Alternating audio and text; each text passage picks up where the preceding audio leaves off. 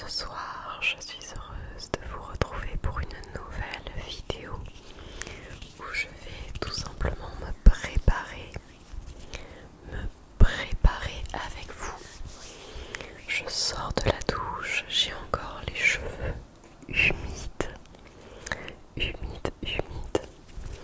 et je suis totalement démaquillée, forcément. Donc je me suis dit qu'autant me préparer avec vous. Ça pourra faire une vidéo assez cool, une vidéo chill, blabla, où je me prépare avec vous. Pour ça, j'ai récupéré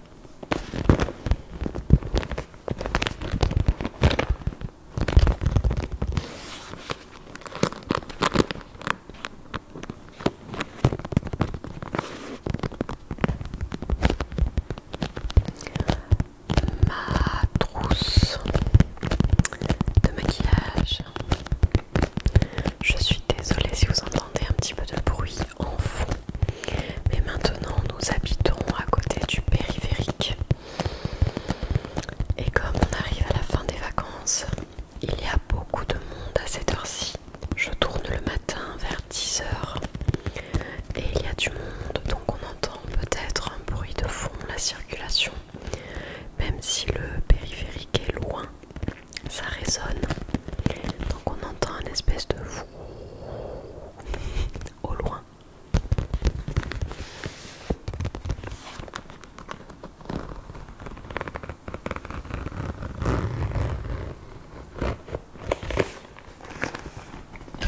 Alors je vais la poser juste devant moi. Je vais commencer par m'attacher les cheveux parce que je déteste me maquiller avec les cheveux détachés. J'ai une petite pince. Donc on va la mettre un peu n'importe comment, histoire d'avoir les cheveux bien maintenus. Alors on va commencer. Comme on est encore à la période estivale, je ne vais pas beaucoup me maquiller. Enfin si, peut-être que je vais beaucoup me maquiller les yeux, mais le teint ça va rester assez soft. J'ai des petits fards à paupières. J'ai aussi de la poudre beige, comme ceci, de la marque Adopt. Aussi chez Adopt j'avais acheté un bronzer, la poudre de soleil qui émerveille. Donc j'ai du bronzer. Après j'ai tous mes pinceaux qu'il faut que je retire de la trousse, mon mascara. En ce moment j'utilise le Lash Sensationnel de chez Maybelline. Mon pinceau à fond de teint, tout ça, enfin il y a beaucoup de choses. Alors, mon Beauty Blender, on va pas trop traîner pour pas que la vidéo ne dure 30 minutes et que je perde ma matinée à me maquiller aussi. Donc mon petit crayon à sourcils, le fond de teint que j'utilise c'est le Super Matte de Yves Rocher. La teinte que je mets en été c'est le beige 150 Super Matte. Et puis voilà, puis on piochera si on a besoin d'autre chose. J'ai juste pris un petit miroir pour voir ce que je fais. D'ailleurs vous devez voir tout le bazar que j'ai mis par terre. Mais avant de commencer avec ça, je viens de voir que j'ai ramené de la crème hydratante, donc je vais m'hydrater le visage. Je vais mettre tout simplement l'Ultra Doux, le lait hydratant de la marque Ultra Doux de Garnier. Alors on en met un petit peu juste, hop.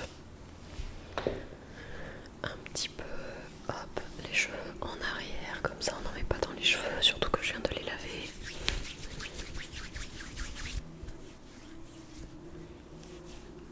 Et voilà. C'est quand même dingue le bruit de la circulation, je pensais pas parce que là je l'entends énormément puisque j'ai mes écouteurs reliés au micro. Mais lorsque je désactive le micro, on l'entend pas tant que ça en fait dans mon appart. C'est là qu'on se rend compte de tous les petits bruits qui nous entourent et qu'on entend pas forcément, qu'on ne perçoit pas forcément à l'oreille. Voilà, je vais en remettre un petit peu pour le cou aussi. Tac tac, hop, j'en prends un peu.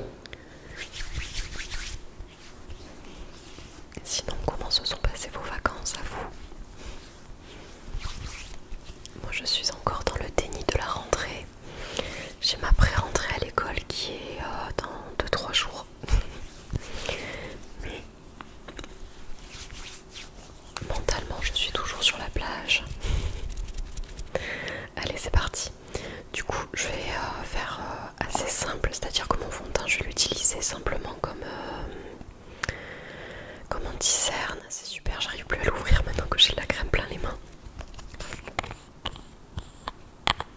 Ça me fait bizarre maintenant d'habiter dans ce nouvel appartement. Je suis le genre de personne qui a du mal à se faire aux nouveaux endroits, au changement en général. Voilà, j'en mets quelques touches. J'ai mon miroir qui est totalement cassé. Le côté qui grossissant s'est cassé. Mais bon, c'est pas grave. J'arrive à me voir encore, c'est le principal. Je vous disais que j'ai vachement de mal à me détacher des endroits où j'ai vécu. Du coup, j'ai eu beaucoup de mal à lâcher mon ancien appartement. J'ai dû faire l'état des lieux de sortie. C'est moi qui l'ai fait. Je l'ai fait il y a moins d'une semaine, quand on était en pleine canicule. D'ailleurs, avec le mec de l'agence qui venait faire l'état des lieux avec moi, on a convenu d'un rendez-vous à 9h, 9h30 du matin pour être un petit peu plus à la fraîche. Parce qu'en journée, les températures montaient jusqu'à 43 degrés. C'était totalement irrespirable.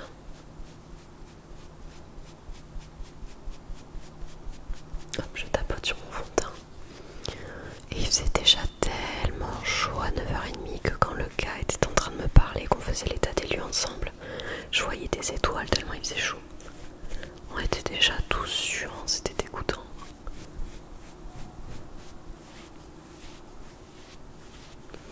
Mais bon, j'ai rendu les clés. Tout allait bien dans l'ensemble. De toute manière, on n'y a vécu que pendant 1 an et demi. Et on est quand même du style un petit peu assez maniaque, donc on fait très régulièrement le ménage, tous les petits recoins de ménage et tout, donc l'appartement était assez nickel. On n'avait rien cassé, toutes les marques qu'il y avait sur les murs, je les ai frottées avec une éponge magique. Je ne sais pas si vous connaissez les éponges magiques, ils en vendent à Action. J'avais acheté un paquet d'éponges magiques que j'utilisais totalement pour autre chose. Je les utilisais pour nettoyer les feuilles plastifiées d'exercice de mes élèves une fois qu'ils les avaient terminées, pour enlever le marqueur noir. Mais en fait, initialement, elles sont dédiées pour retirer les traces qu'il y a sur les murs. Je vais réussir à parler. Je suis en train de me concentrer sur ce que je fais. Du coup, j'arrive plus à réfléchir. D'ailleurs, je vais me faire les sourcils en attendant. Oui, donc du coup, j'ai utilisé des éponges magiques et j'ai frotté l'ensemble des murs. Et toutes les marques sont parties. J'ai eu trop de chance parce qu'on avait fait pas mal de marques.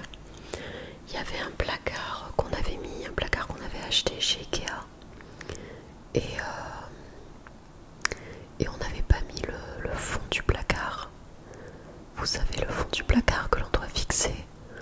On ne l'avait pas mis puisque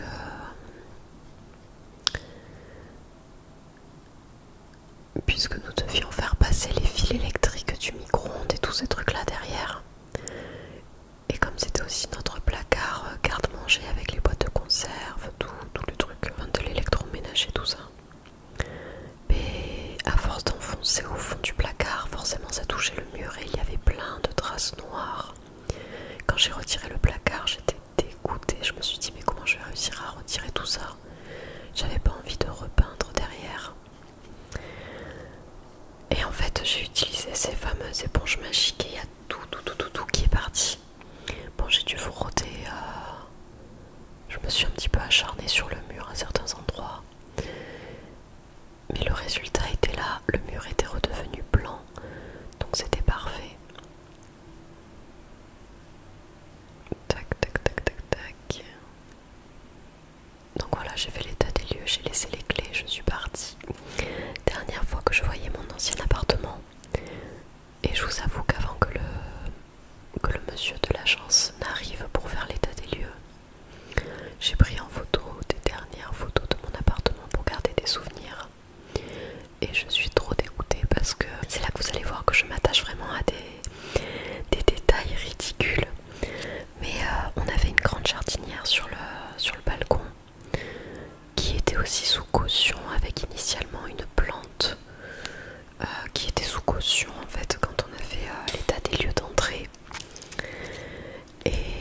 forcément, la pauvre, elle n'a pas résisté à la canicule de l'été précédent, qui était bien plus virulente que celle de cet été.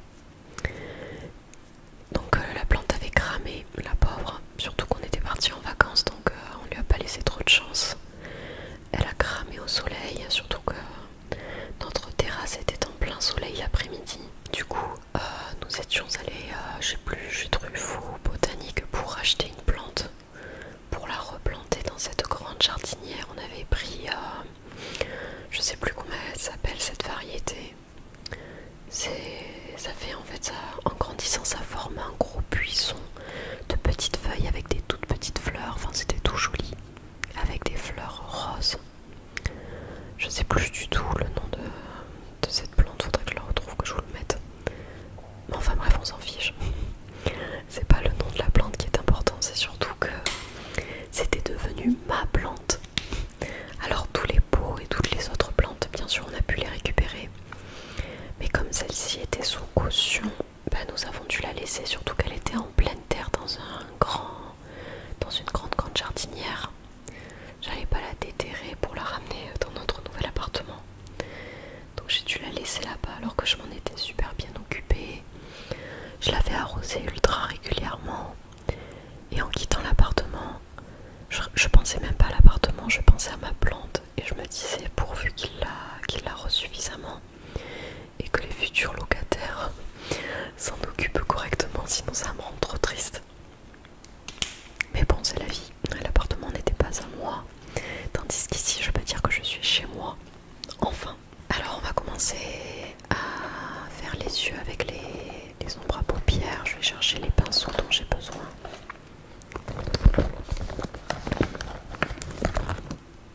Est-ce que je suis la seule, du coup, à m'attacher aux lieux, aux objets, à mes plantes?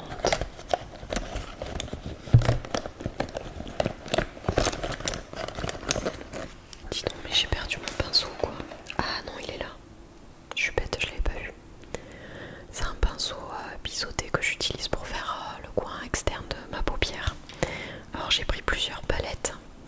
J'en ai une de chez Adopt que j'ai depuis belle lurette. C'est la Light Colors qui ressemble à ça. Bon, elles sont un petit peu cracra mes palettes, mais du coup voilà. Avec des couleurs nude. Nude. Après j'ai toujours la même, ma petite tartelette Lily Bloom que j'aime beaucoup. En fait je mets toujours les mêmes styles de couleurs.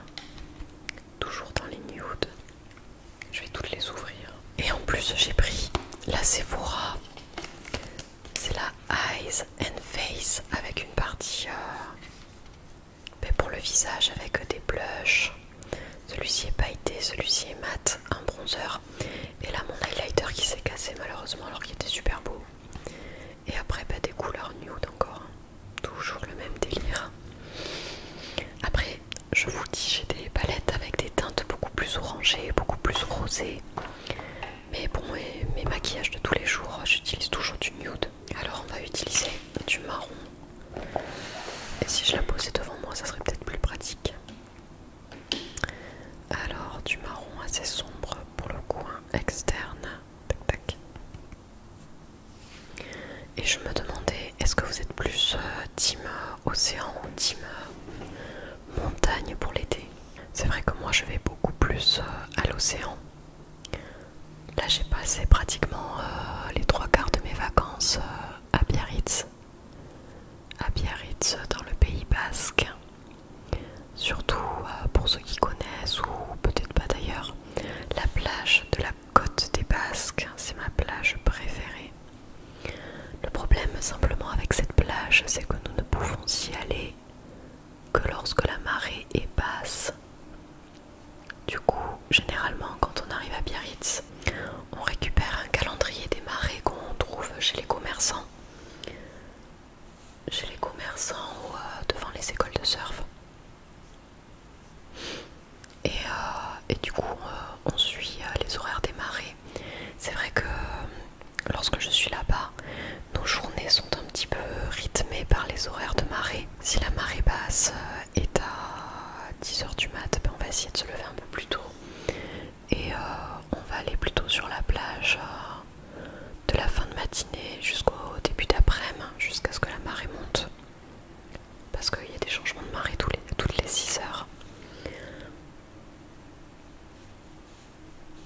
Je dois faire de ces grimaces en me maquillant, mais je crois qu'on est tous pareils. Et à l'inverse, si la marée basse est plutôt vers 17 h, ben on va avoir tendance à aller sur la plage vers, je sais pas moi, 14 h 30. 14 h 30 jusqu'à 19 h quoi. Généralement on y reste très très longtemps sur la plage.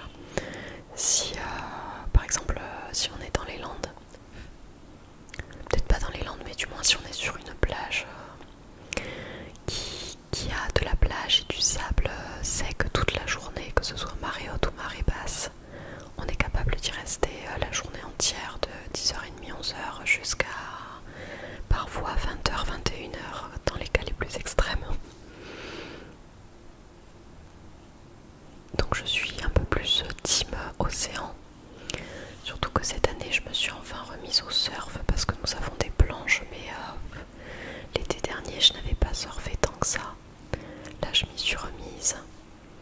Bon, j'ai eu les genoux un petit peu écorchés, mais rien de bien méchant. J'ai pris quelques petites gamelles dans les vagues, mais c'était cool de pouvoir reprendre le surf. J'ai bien aimé. Puis c'est l'ambiance de là-bas, pour ceux qui connaissent le Pays Basque, vous verrez que il y a un monde pas possible dans l'eau avec des planches de surf. Rien qu'à voir le nombre d'écoles de surf qu'il y a. C'est justement à Biarritz, dans une de ces écoles de surf de la plage de la Côte des Basques, que j'ai appris à surfer. À l'époque, mon père m'avait payé des cours de surf. Enfin, une session d'initiation au surf. Tandis que ma soeur, elle avait fait un stage de plusieurs jours pour apprendre davantage le surf. Je vais utiliser un espèce de stick eyeshadow là de chez Kiko, doré pour le coin interne. Et c'est vrai qu'en fait, prendre un stage sur plusieurs jours, c'est beaucoup plus formateur que juste une session d'initiation au surf d'1 h 30. Mais c'est déjà ça.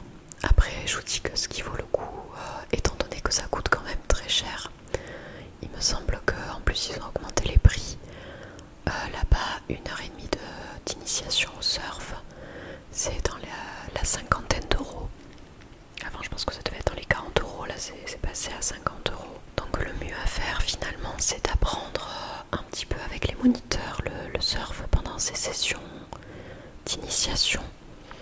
Et après, si on a la possibilité de garder une planche, de s'acheter une planche déjà, parce que c'est pas donné, et de la garder chez soi. Enfin, remarque, il y en a qui partent en vacances avec la planche dans la voiture, mais c'est pas pratique. Surtout si votre planche est longue, si c'est vraiment un grand longboard. Enfin, nous, de toute manière, comme on a un pied-à-terre là-bas, on peut laisser les planches sur place. Du coup, ma soeur la première, c'est d'acheter des planches de surf, enfin une planche de surf. Maintenant elle en a deux, mais ça fait un moment qu'elle surfe. Et du coup j'ai initié mon copain au surf. Lui qui était plutôt team mer Méditerranée, il a sa famille là-bas. Moi je l'ai plutôt converti à l'océan et maintenant il est devenu accro à ça. Du coup dès que je lui ai montré les principes de base pour surfer, pour tenir sur la planche, pour qu'il puisse commencer à un petit peu s'amuser dans les vagues, on est allé s'acheter chez Decathlon une planche de surf, mais les planches en mousse qui ont beaucoup plus de stabilité pour apprendre davantage à tenir debout sur les vagues. C'est plus agréable que de tomber tout le temps. Et récemment, enfin l'été dernier, il s'est acheté une planche de surf en dur, rigide, plus rigide, qui a moins de stabilité, moins de flottaison, mais qui est beaucoup plus maniable si on souhaite commencer à tourner dans les vagues, enfin à partir sur la droite ou à dériver sur la gauche. Enfin voilà, si on veut un peu plus manier l'orientation de la planche avec les jambes, c'est plus pratique sur des planches dures que des planches en mousse. Donc voilà, on s'y est remis. Moi je vous avoue que cette année j'ai repris une planche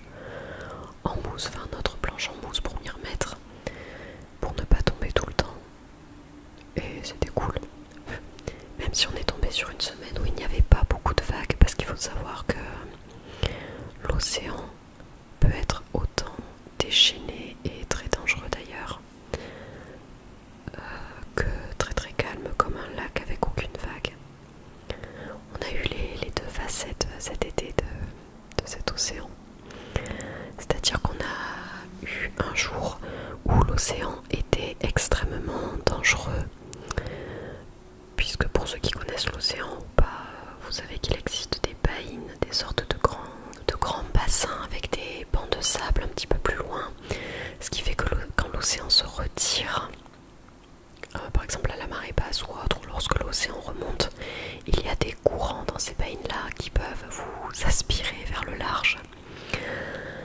Heureusement, je n'ai jamais été prise dans une baïne, mais ce jour-là, lorsque nous y sommes allés, il faisait super beau, franchement, on ne se douterait pas, il n'y avait aucun vent, rien du tout. L'océan n'était pas particulièrement déchaîné, même s'il y avait quand même pas mal de courant. Quand on allait se baigner, on le ressentait. Et il y a eu comme un appel de courant, je sais pas comment dire ça, qui a embarqué une bonne quinzaine de personnes vers le large, mais vraiment vers le large. Or moi je m'en suis pas rendu compte parce que j'étais tranquillement sur ma serviette quand c'est arrivé, mais ma mère était en train de me rejoindre et du coup elle est arrivée pile poil quand ça s'est passé, donc elle est venue me voir un peu affolée en me disant mais t'as vu tous ces gens qui se sont fait aspirer. Du coup on est parti telles des personnes curieuses au bord de l'océan pour voir ce qui se passe. Je vous dis ça sur le ton un petit peu de l'humour parce qu'il n'y a pas eu de gros drama. J'ai juste eu un petit qu'ils sont sortis de l'eau qui n'était pas en très très bon état. Ils ont dû le mettre quand même sous respirateur parce que je pense qu'il avait dû avaler de l'eau. Mais enfin sous oxygène quoi. Mais sinon les autres personnes s'en sont bien sorties. Ils ont quand même dû, les sauveteurs, aller les chercher en jet ski pour pouvoir les ramener au plus vite. Et justement les surfeurs qui surfaient vers le large sont directement allés voir tous ces baigneurs pour les maintenir la tête hors de l'eau sur les planches. Donc c'était quand même un petit peu un drama. Surtout que c'est arrivé à beaucoup de personnes. Généralement il y en a que 3-4 qui se font prendre dans une baïne. Là il y avait vraiment une quinzaine, vingtaine de personnes. Et ce genre de choses était déjà arrivé l'été dernier sur la grande plage. La grande plage, c'est la plage la plus célèbre de Biarritz. Mais ça, je vous dis ça, mais ça se passe partout. Enfin, vous entendez généralement les dramas qu'il y a eu pendant l'été, que ce soit Anglette, à la Cano, tout ça. Donc toujours se méfier de l'océan, faire très attention quand on va se baigner.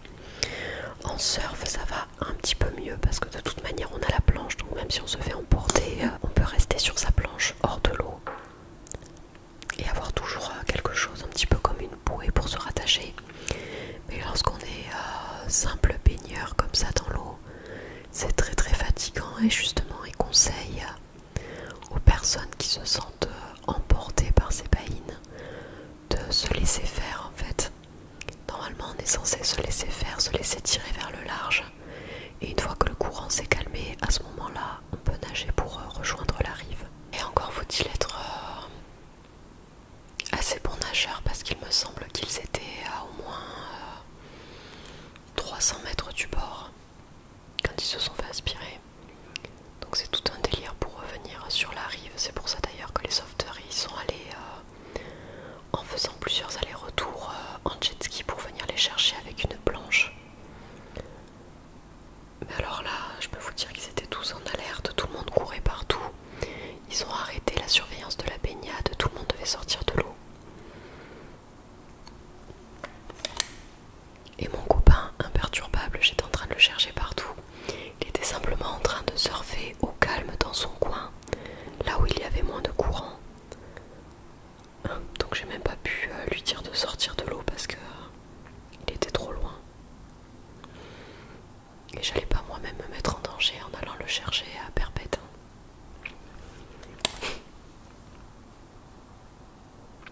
À force de discuter avec vous, j'ai pratiquement fini mon make-up. Je finis de mettre mon mascara. Mais bon, tout ça, je suis partie dans un long discours. Mais c'était pour vous dire que j'étais quand même plutôt team océan. Et l'océan, quand il est tranquille, quand il y a des grosses vagues, c'est pas vraiment ça le plus assez grand courant qui soit dangereux quoi. Alors qu'est-ce que je vais faire maintenant? Mais j'ai un petit peu passé de temps aussi dans les Pyrénées et j'adore aussi la montagne en été. J'aime beaucoup plus la montagne en été que la montagne en hiver. J'ai beaucoup de mal avec le ski.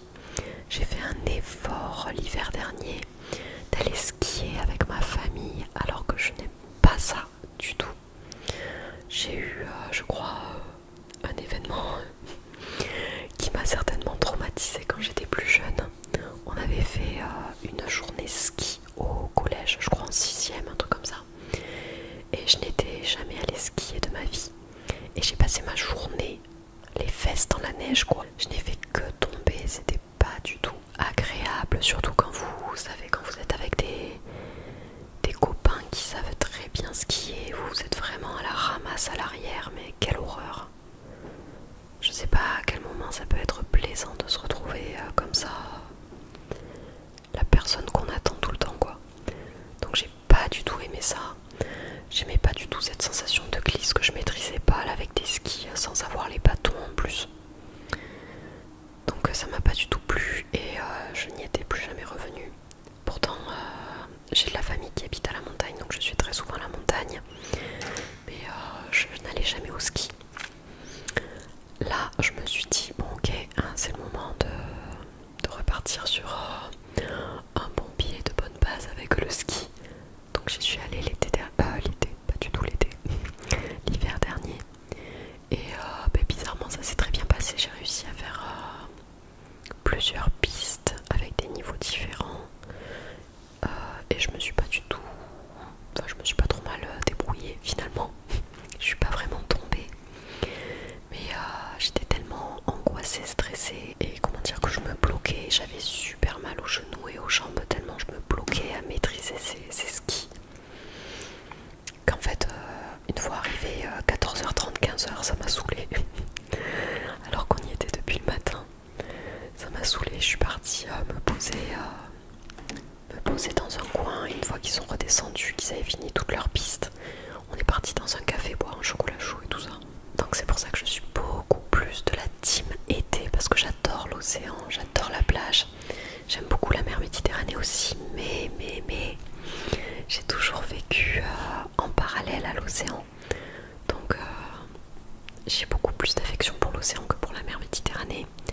J'aime beaucoup plus les vagues. Mine de rien qu'il y ait un peu de courant, de se faire un peu retourner par les vagues, moi j'aime bien. Un peu sadomaso. Et la montagne, je la préfère aussi l'été. Je suis en train de mettre du bronzer. Hein. Vous le voyez pas, mais il est devant moi là. Hop.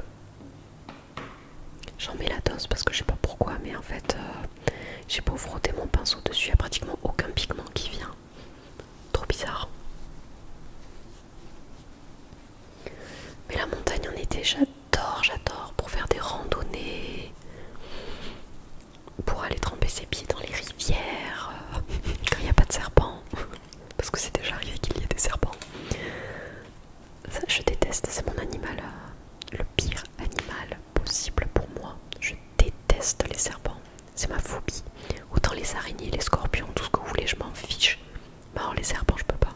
J'adore la montagne l'été. Surtout pouvoir faire des petits repas en terrasse le soir, il fait super bon, il fait frais. Et vous savez, vers le 15 août, il y a la nuit des étoiles filantes.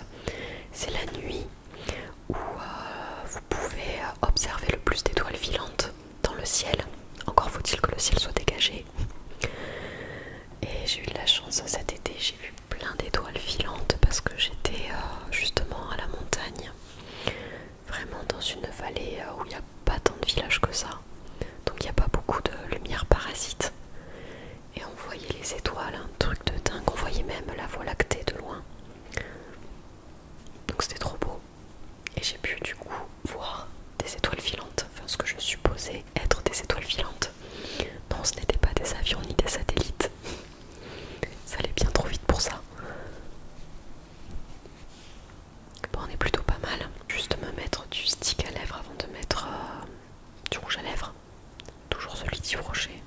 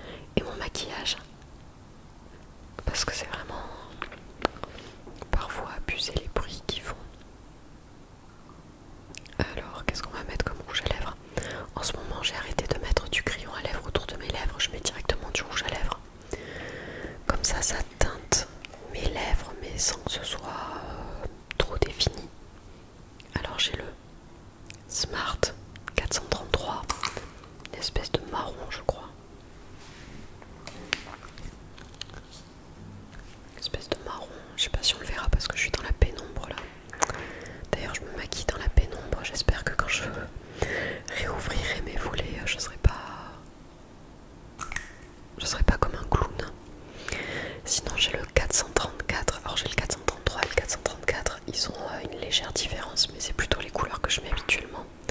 Je vais essayer de mettre le 434, il est un petit peu plus rouge. Ça ira un petit peu mieux avec ces journées ensoleillées. Allez hop.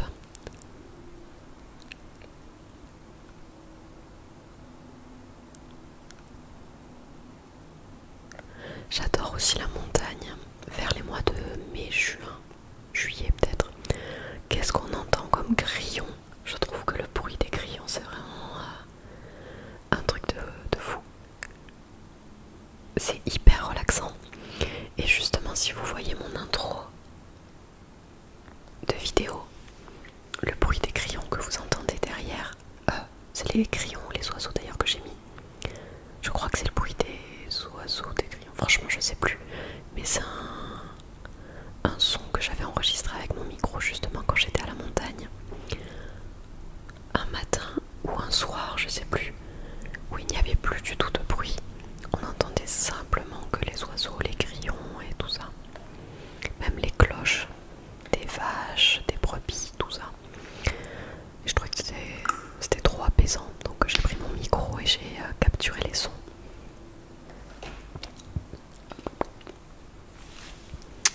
Écoutez ma voix, j'ai l'impression que là on est plutôt bon. Je regarde un petit peu plus de plus près. Je vais reprendre juste mon pinceau d'ombre à paupières. Qu'est-ce que je vais mettre? On va mettre celle-là peut-être. Tac tac tac. Je vais monter mes ombres à paupières assez haut sur la paupière. Ça définit un peu plus les yeux. Je pense qu'on est vraiment pas mal. D'ailleurs, je viens de voir que j'avais mon beauty blender, je l'ai même pas utilisé, mais bon, maintenant c'est un peu tard.